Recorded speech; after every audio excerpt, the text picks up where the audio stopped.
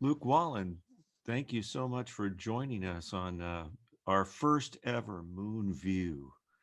Uh, and it's so great to have you, Luke. You've been a dear friend, and you're also quite a storied guy with eight eight award-winning novels, and you've got your piece you wrote with Eva, right? Yeah, yeah. Guide Uh, to well, first, thank you for having me. It's always great to be with you and talk with you. And yeah, my daughter Eva and I co-wrote the Everything Guide to Writing Children's Books, second edition, which was a good project. And we were pretty happy with the outcome. Reviews were good. So I Oh think it's a yeah, useful book for people. yeah.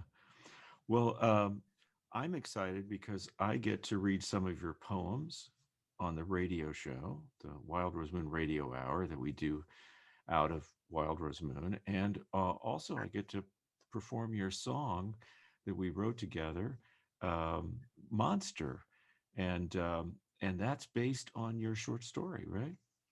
Right, right. This uh, wonderful collaboration. Um, I wrote the story first, and then you brought your own feelings and perspective to it. And I've always loved the song, and I loved singing it with you, although we were remote. I had to send you my harmony.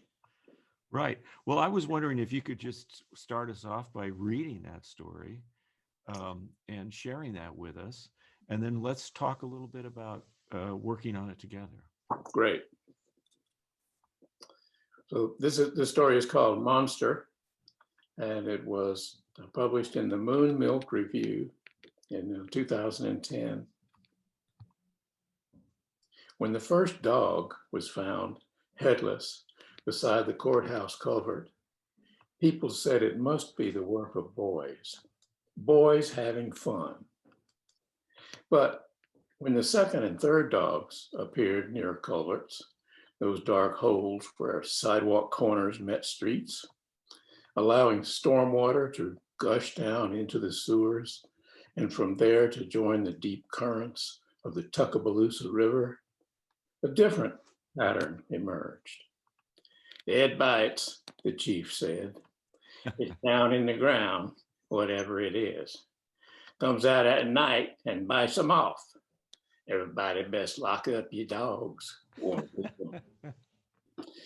By Saturday night, the hunters and their sons had joined the police on shotgun watch.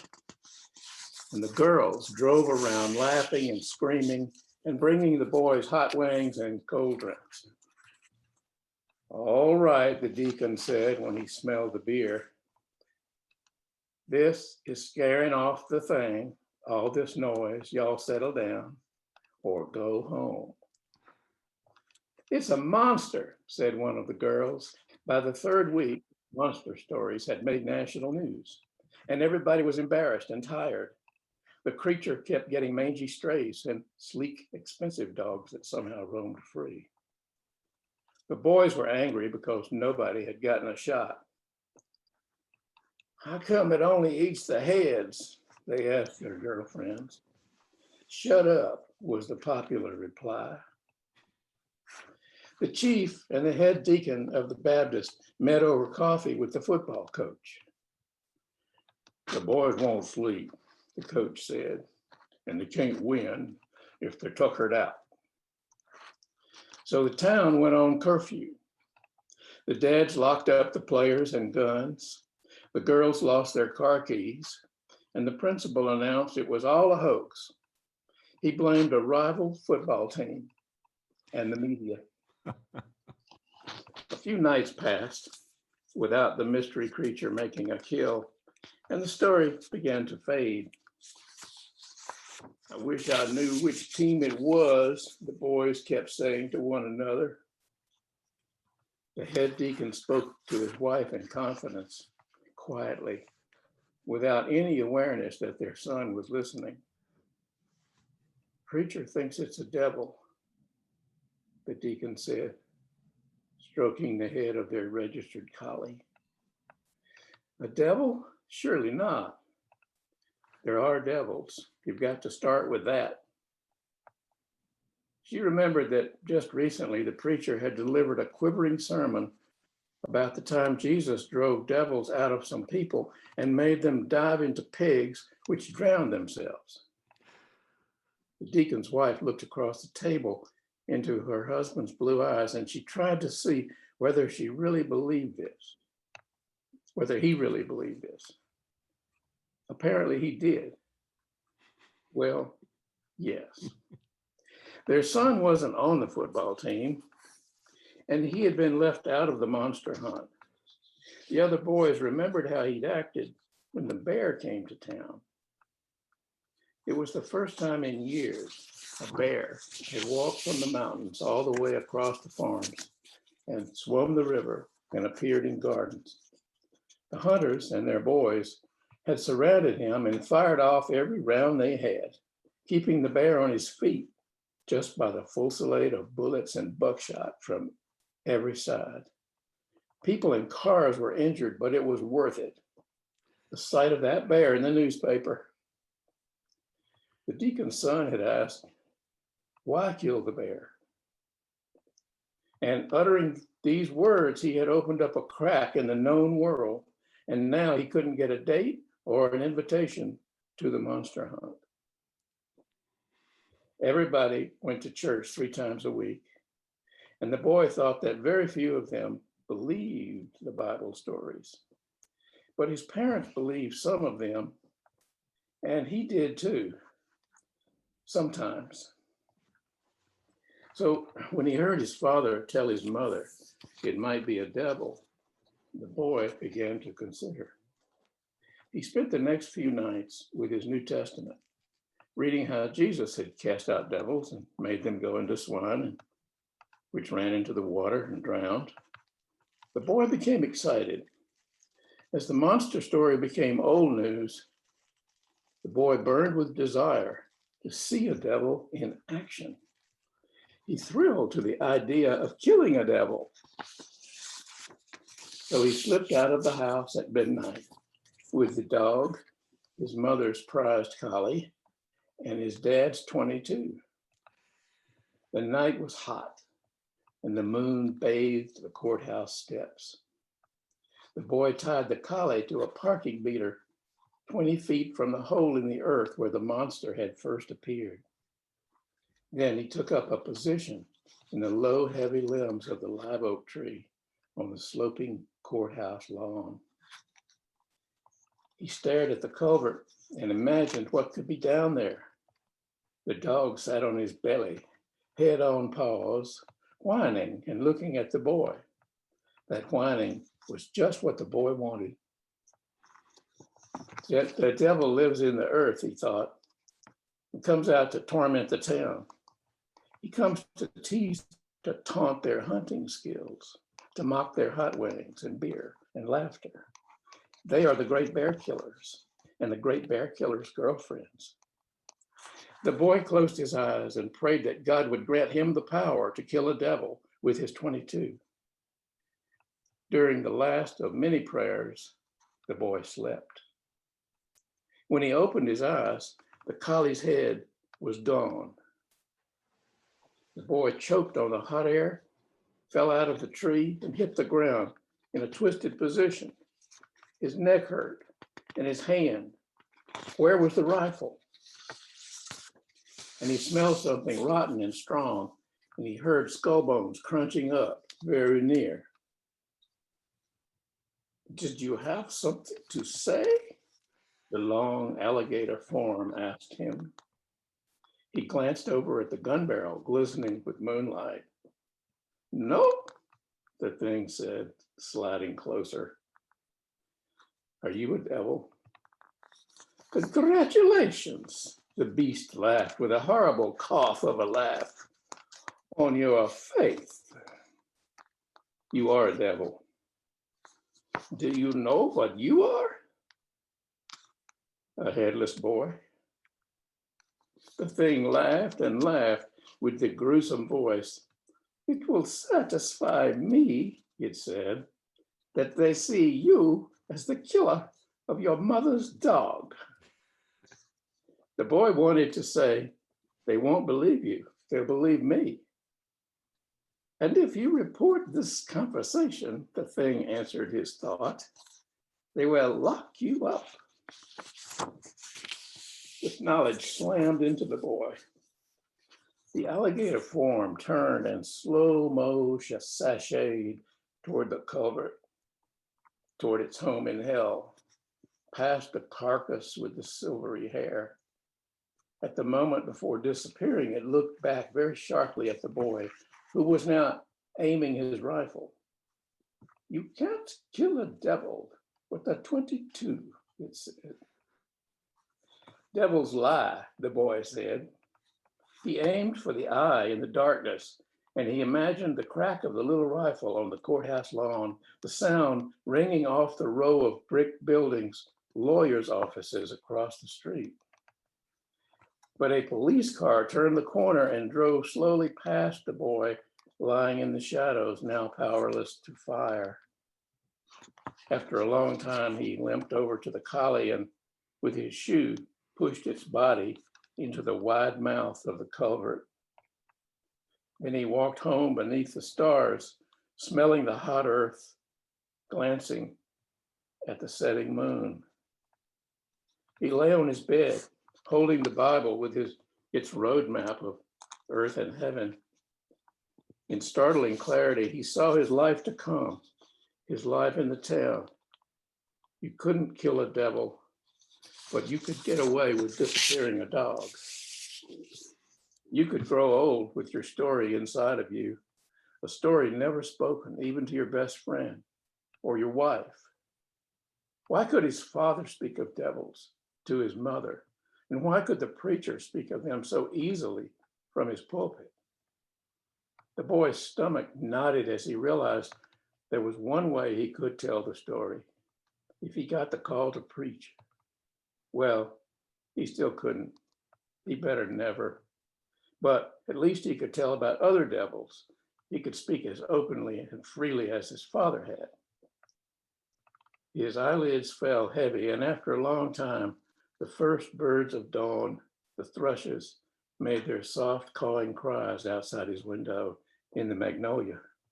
Somewhere in the distance, a crow with a hard voice laughed into the sky. What a great story. I remember actually you sending it to me before the residency. I think that our residency at Spalding, where we worked together, and I remember being very moved by it. Later, I reread it, and then I saw you read it there at Spalding too, and you did such a great job with it there. But my question is, obviously.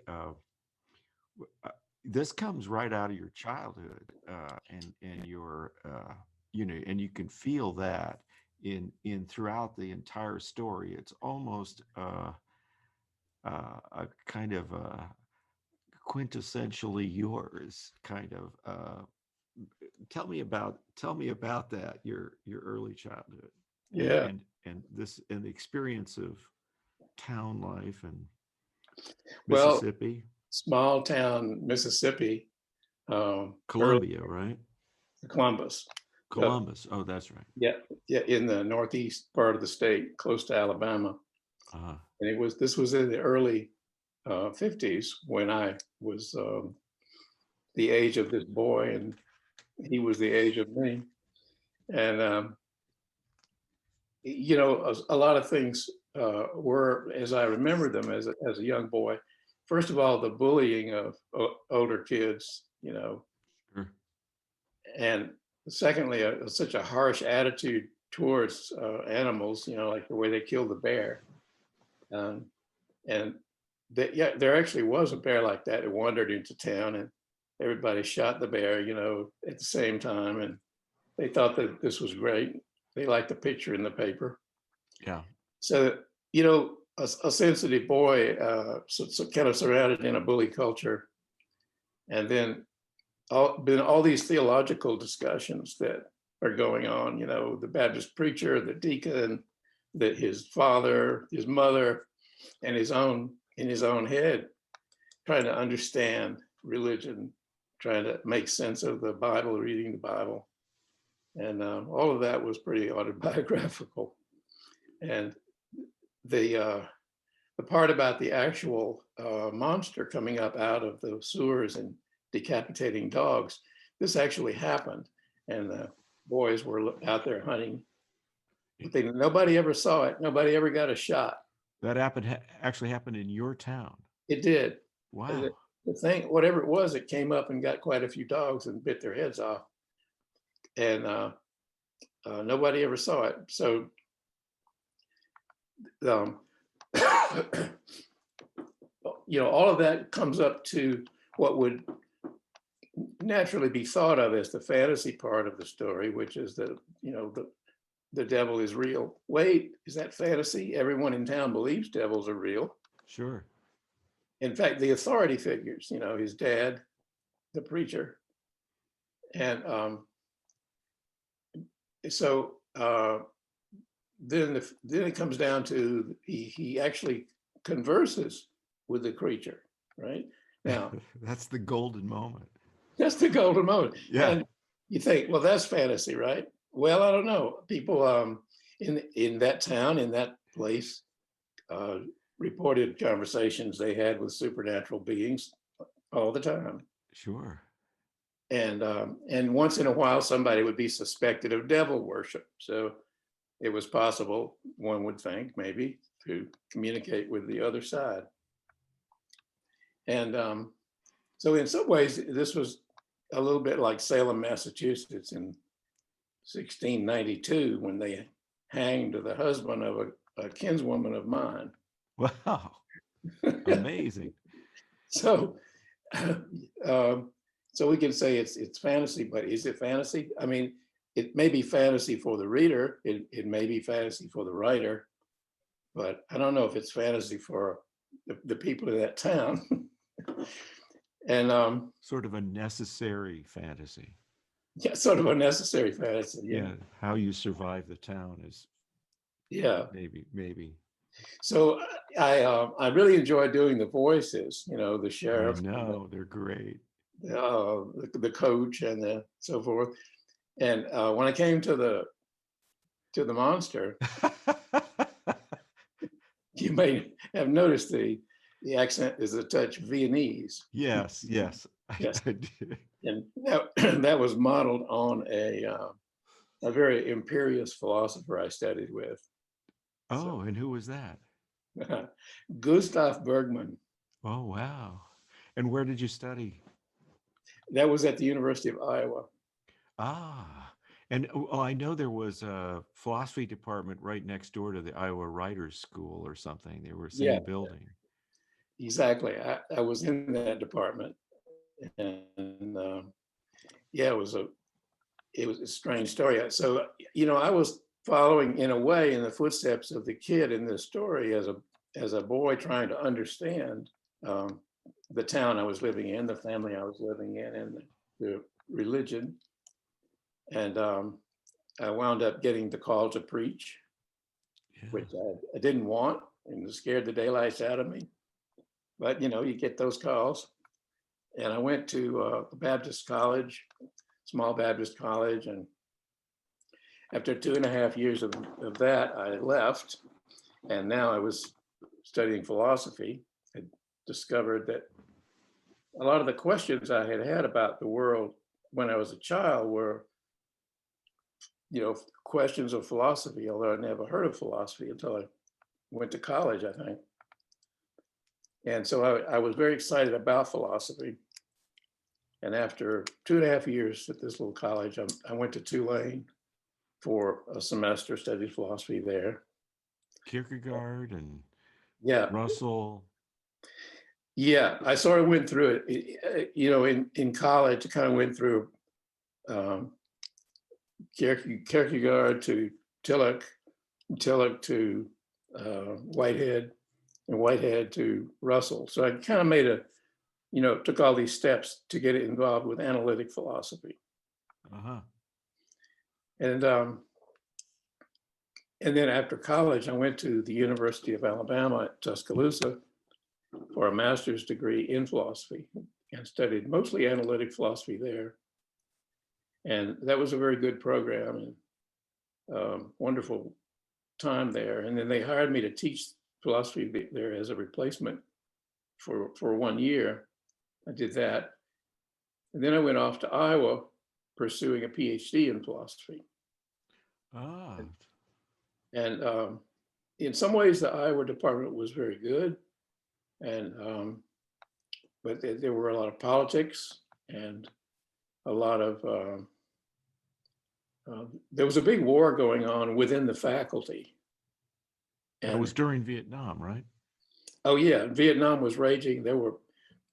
This was 1968, 69. Right. And, there were huge protest marches at night, thousands of people, almost every day in Iowa City. And people would march down the street and throw bricks through a gas station's windows and things like that. Wow.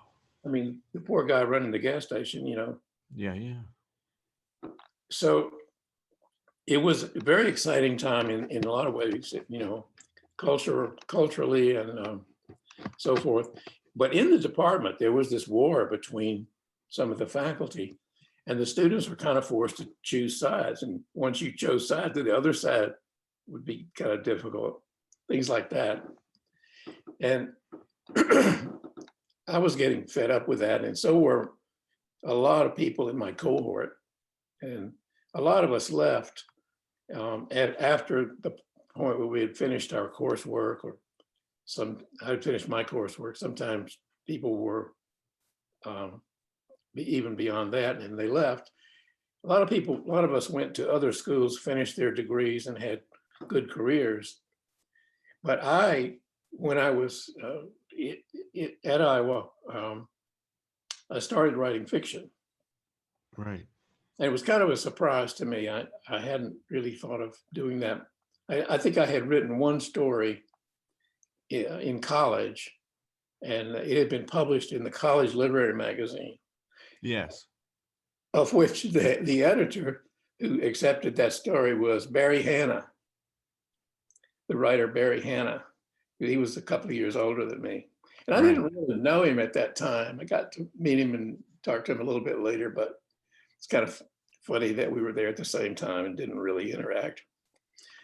But I was, one night I wrote a poem about a deer hunt, just a one-page poem. Oh, yeah. I got such a thrill from it, kind of bringing back a lot of childhood memories. Yes. And the next night, I couldn't wait for my wife and kids to go to sleep so I could get back to put the yellow paper in the little portable Smith Corona. Oh, Smith Corona, yeah. And that night I typed a little story, a story about water skiing on a lake in Mississippi at night, where there were logs and stumps floating around, and the boat was being driven by an old doctor who was drinking whiskey. Scary stuff. And of course, all this happened. It was a story, but it was also something I was remembering. Wow. And that was a big thrill. And so, I went from one page of writing the night before to 2 pages for that story. And I thought, oh, so the next night, the third night, I couldn't wait to get back. And I got down and I started typing, and I think maybe a 3-page story, but then the next one was 10 pages. And I said, oh my goodness, what is this?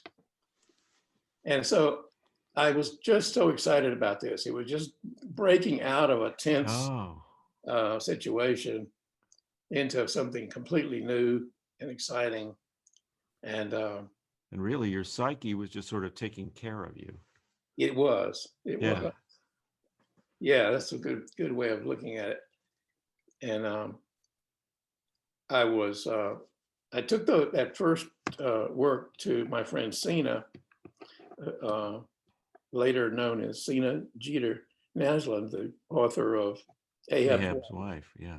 and other very fine novels. And so took her those stories, and she encouraged me.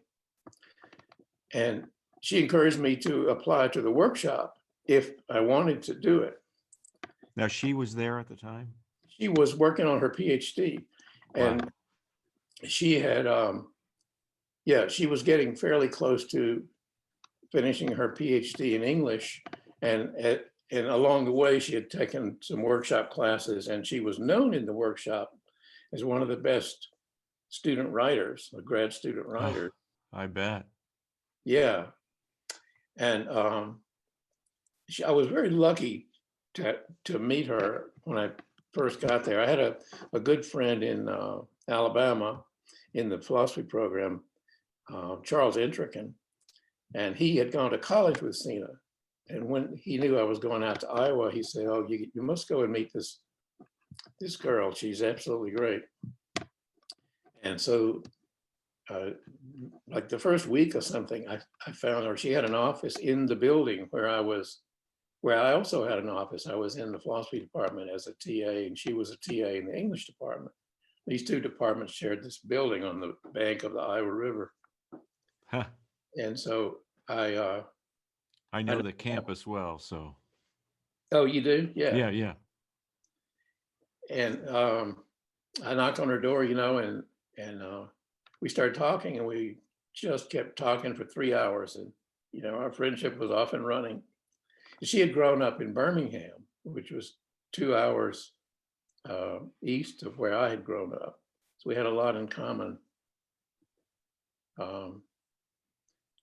And so she had encouraged me about, and I think one reason I wanted to do this is because over the couple of years I had been there in our friendship, I'd heard her talking about her stories that she was writing. Sure. And it was sort of a thrill to hear how she thought about them. And also she was quite scholarly, and she would talk about Flaubert, and she'd talk about Virginia Woolf, and you never have a conversation with Sina that you don't learn something really interesting. That's for sure the truth. Isn't that true? Yeah. Yeah. Having met her and had her as a teacher. Right. Briefly. She so I think I kind of wanted to be like her in a way. And so she encouraged me, and she said, "I think you could use these stories to apply to the workshop if you want to." Those are magic words, "if you want to." And then I realized I did want to. And that this would be such a change, though. I had such an investment in philosophy, Yes. Yeah. and starting over something new, different. And but I did apply. I got accepted, and then I had to make a decision. And I was surprised at how easy that decision was for me to make. I said, "Yes, I'll take that job." So I went into the workshop, and I worked with Richard Yates, who was wonderful, and Barry Goldenson was a poet, was quite wonderful, and other people. And once I graduated with the MFA in fiction writing, then what was I going to do next? Because I had a great background in philosophy. I had a lot of experience, but I didn't have a terminal degree. Right. And in writing here, I had a great terminal degree, but of course, no publications. But during that last year, I had gotten a story of mine accepted as the basis of a film by a filmmaker in Philadelphia, and he wanted me to write the script. Yeah. And we had a visit in Philadelphia and hit it off. And then also I got a chance to write a lyric for a film that was being made by the Canadian Film Board about the Canadian Rockies. And that lyric got accepted. Can you remember any of the lyrics? Yeah, the name of it was the theme of the film was it was beautiful footage of the Rocky Mountains unspoiled. Yeah. And then it begins to show the intrusion of humans. And then it begins to show backhoes. And then it shows humans constructing a ski lift and a ski run. And the whole side of a mountain is turned into this ugly shape. And then everything is covered with snow, and then a skier comes down, and as this one skier is coming down the slopes, the song plays, and the name of the song is "There Is No Silence Like the Snow." So it was a theme. That's lovely. It was a theme, glorifying the experience that he's having, but at the same time showing the cost. So Right. it wasn't like anti-skiers or anti-ski slope, but it was just showing the cost. Right. So Those yeah, things sort of helped focus you in your writing career. well, maybe I was starting to write songs in college, and right about that time I started to write songs more regularly or more obsessively or something. So that was certainly a lot of fun. And the movie never got made, but it was a good experience and, interesting learning experience. But those things were all centered on New York. And Right. so my wife at the time was from that area. She's from New Jersey, and she was a budding actor, and she was interested in going back to New York. Of course, New Yeah. York is always something, if you're from somewhere else, you think about what would New York be like. Yes, I know. I spent a year there. Yeah. So we moved to New York now after the MFA at Iowa. And the first year, I taught nursery school with my ex-wife. We jointly taught nursery school. And I wrote a lot of children's songs that year. Right. Yeah, that we have that in common. Yes, we do. Right. Yeah. And that was a lot of fun. And for some kind of television, you did some sort of, or like educational television and yeah, that was a little later. I had okay. I had a little educational television show in Alabama, but the songs and the stories that I was using in that, a lot of them I wrote during that year of teaching nursery school. Yeah, that's great. Right. And as she would often say to the students, until you say something positive about a person's writing, then when you go ahead and make suggestions for improvements, they literally cannot hear you. Right. Yes. They cannot hear you I unless you agree. have first praised them. Well, And, yeah, don't you think that's also a key to the listening? I always talk about listening. Reading and listening are connected to each other. And so, that in a way you have to listen closely to any individual, like, here at open mic or something, when we've got open mic going and you're listening, there's always something. There's always something that's unique and interesting about what's happening. yeah, You know, it may not be the most perfect song ever written, but there's something intrinsically there. And right. by supporting that thing, that person then can keep growing. Otherwise, if we just tear each other down, it just doesn't work. That's right. That's exactly right. And you meet so many people who once they get their MFA, either in writing or in visual art, are so beaten down, they're so tired from the struggles Yes. that they actually don't do any work for a couple of years. Right. This is a very common thing. But people at Spalding love it. They come back for special events, and they create online groups with themselves, so they keep the cohorts going as Right. workshop groups. And there's a whole spirit there of mutual support and praise.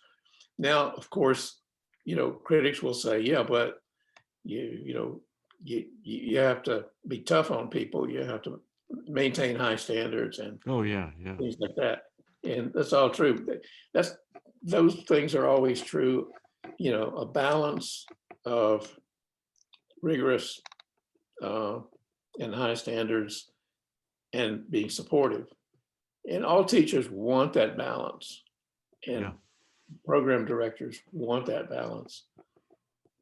And I'm not going to claim that we had the perfect balance, but I will say that people would come in with some talent and they would leave with more skill and spirit and enthusiasm. I think so too.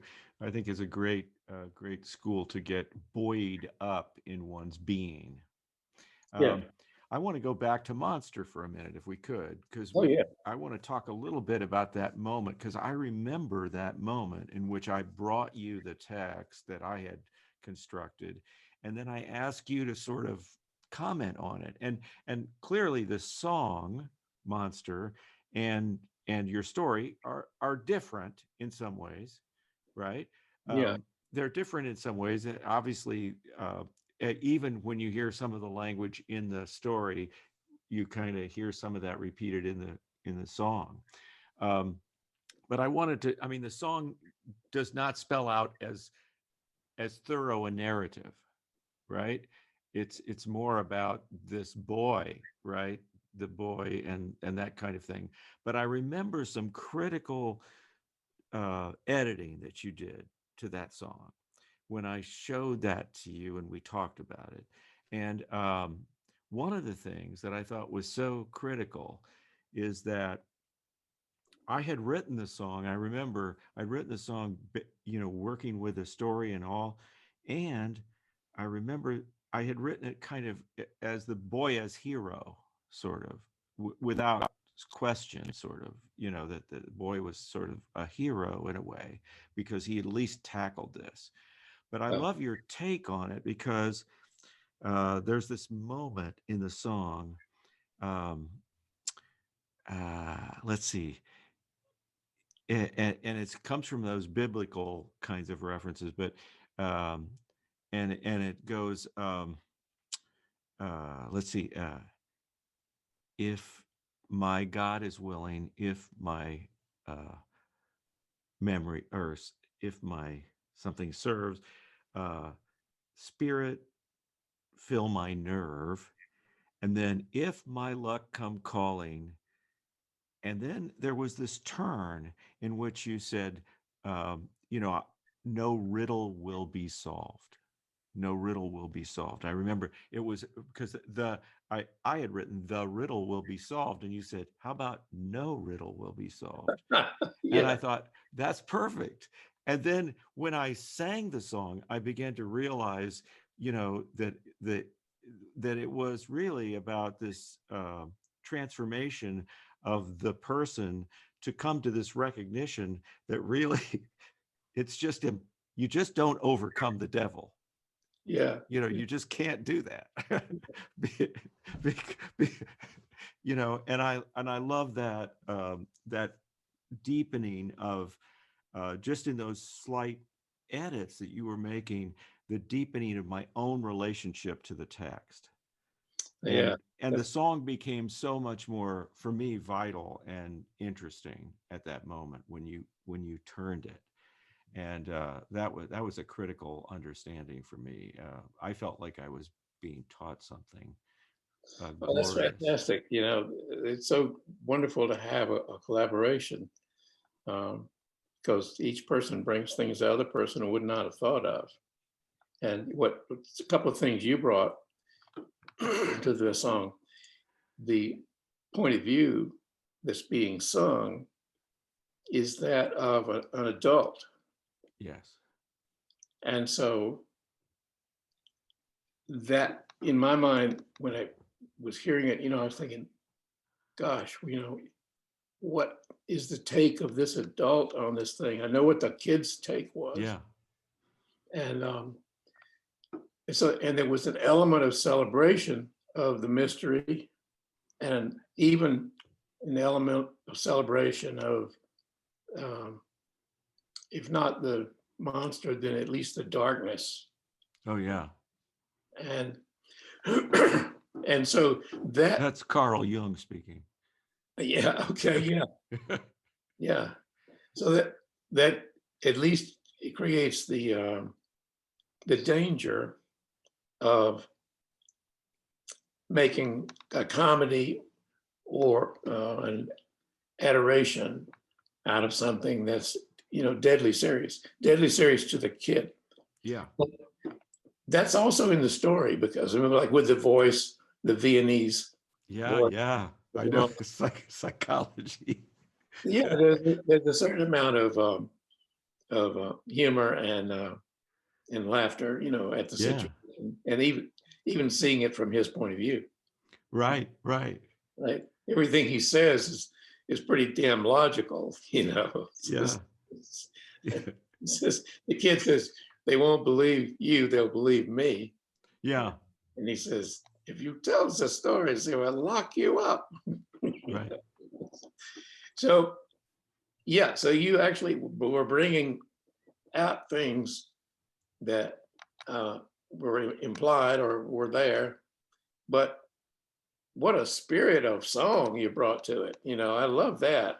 And it was really fun. And I remember I sent you a couple of takes of my harmony, and I remember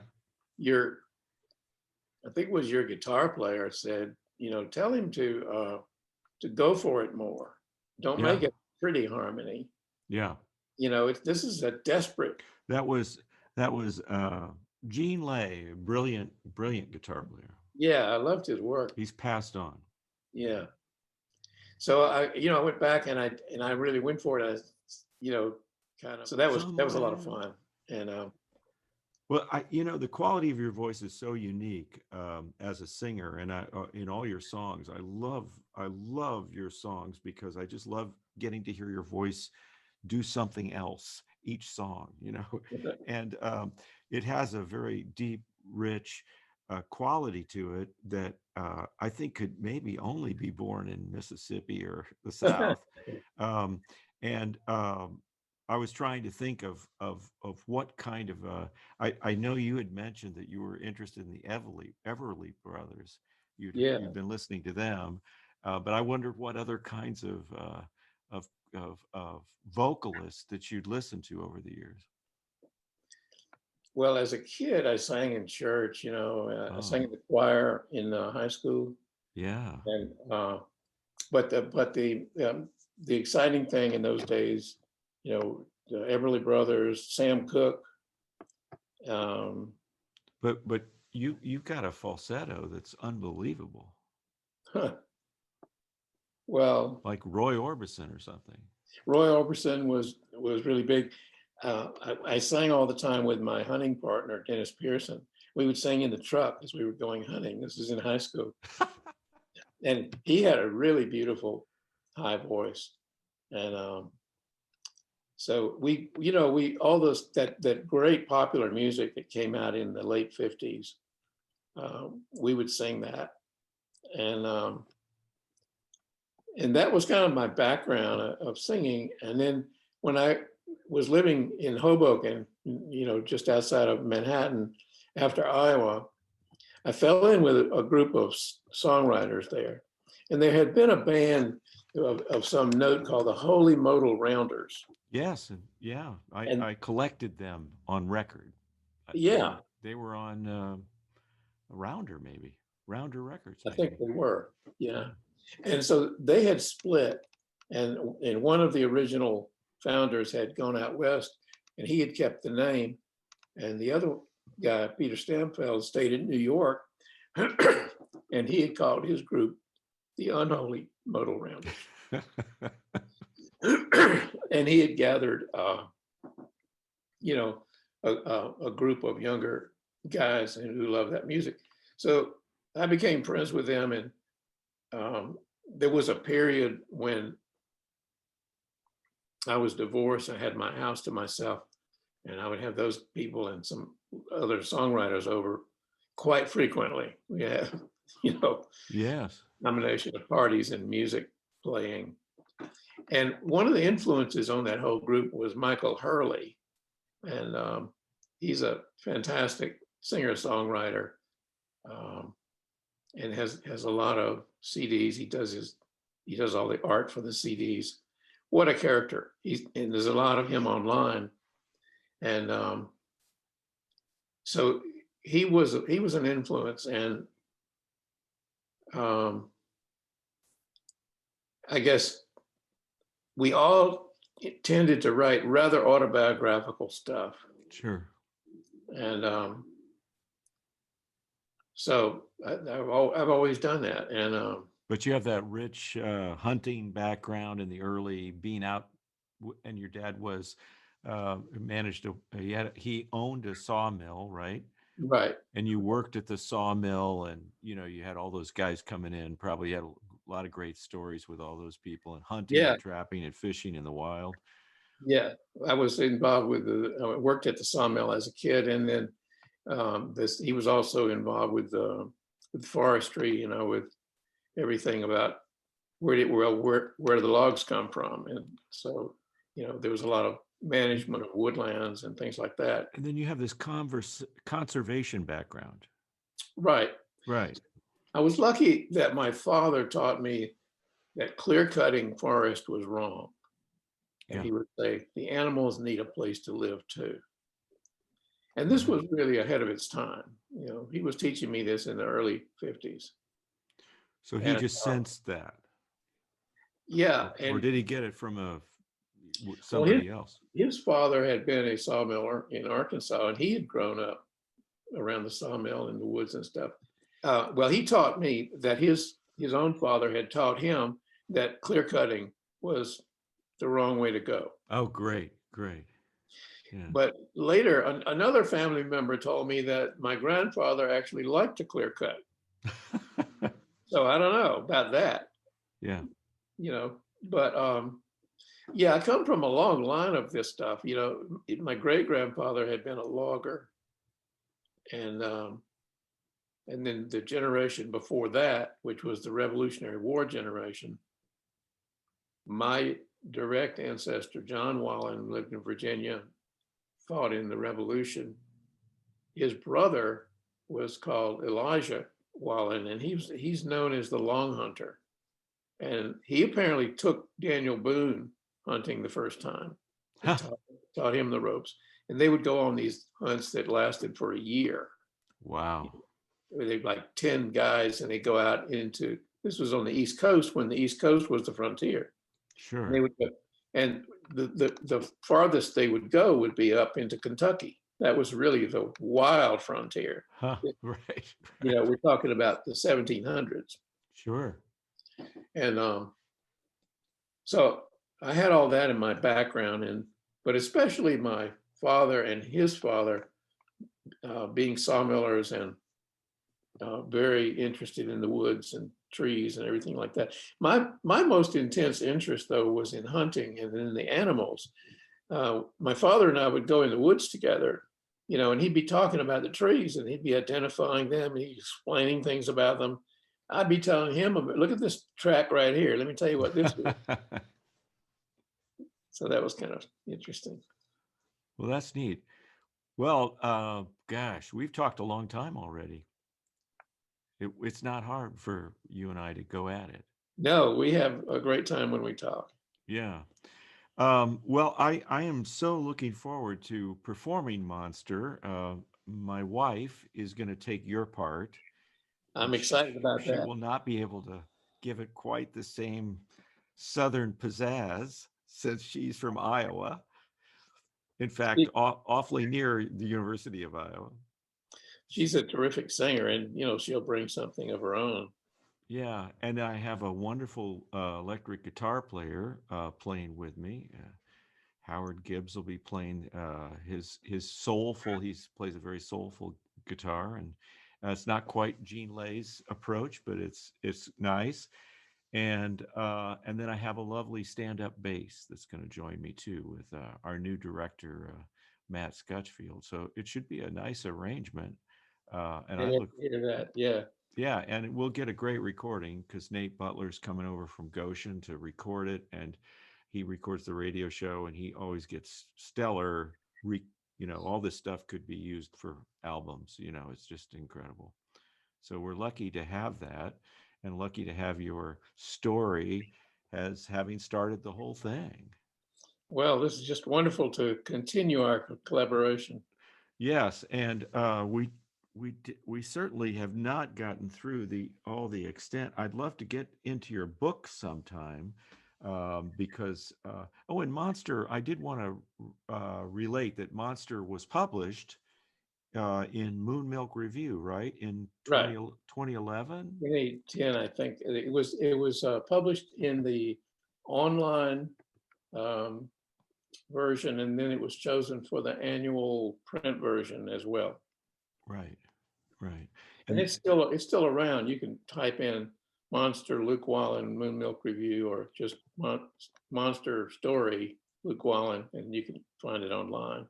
yeah, and I'm embarrassed to say that I've only read two of your novels. I've got more to go, so I need to get those under my belt. But I have read Ceremony of the Panther and In the Shadow of Wind. So Yeah, those were both beautiful books, and but not your trilogy. You have a trilogy, right? yeah, science fiction trilogy under the name of John Forrester. Right, right. Yeah. So that's cool. And then and you have several albums. Are they out there, or can you get them? How do you get these things? You can, they're CD Baby some years Okay. ago, Yeah. and they have kind of spread them around. And I don't really, nobody ever sends me any royalties, but you can get them. If you type my name in music songwriting, Okay. I noticed that I have an album called When You Try to Steal the Blues, Oh and yeah. I noticed last night that it's being sold on Spotify.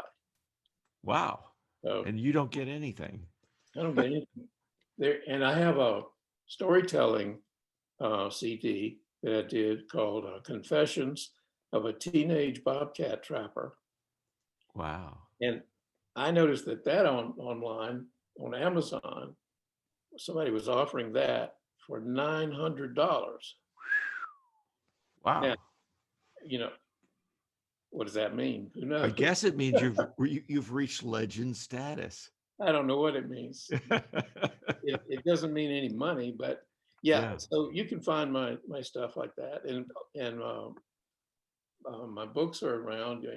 The four of my books are in print, and the novels, and you can order them in putting paperback. And I want to read that first one, Redneck Red, Poacher's Son. Redneck Poacher's Yeah, Son. that's the one I want to get. That one, that one, we were talking about the power of songwriting to bring something different to a story. When I was trying to write that novel, I was stuck. It was a family drama. I was trying to figure out the effects this mean old dad was having on his son. I just wasn't getting them like I wanted to get them. At that time, I found myself living alone for a few months. My wife was selling our house, and I had gone ahead of her to a new job in Mississippi, and I had this big old house with high ceilings, wooden floors, ringing sounds, and there was a upright piano in there. Came with the house, and I would have the house to myself. I'd go in there, I'd just bang away and play all kind of stuff on this thing, and I was stuck on this story. And one night I started to write a song about, from the son's point of view, about the father. And this was The Redneck Poacher's Son, Right. was the name of the song. And it was so much fun to sing that song, you know, in that ringing sort of stage-like And make house. that shift. Yeah, it pulled the story out of my, you know, brooding consciousness and made it like something on stage. Yes, Howard Gardner would say you switched modalities. Yeah, and it really opened up a new spirit of writing the book. Right. Even though the song is the point of view is from a different son than the one who's the main one in the novel, but nevertheless, I didn't know any of this. It's just kind of was happening, you know. I wasn't. Anyway, that was that song is around. It's on that album. You can find that song, and it's always been fun to sing. I've got several versions of it, but anyway, it really opened up and made my first novel possible. Is how it feels to me. Yeah, that's really exciting. We should leave. That's a good note to leave on. Okay. And I think I've enjoyed this. It's been fascinating, and that's terrific. I really appreciate your participation in this. But Thank you so much. Thank you so much for including me. It's such a blessing having you today. Thanks so much. Thank you.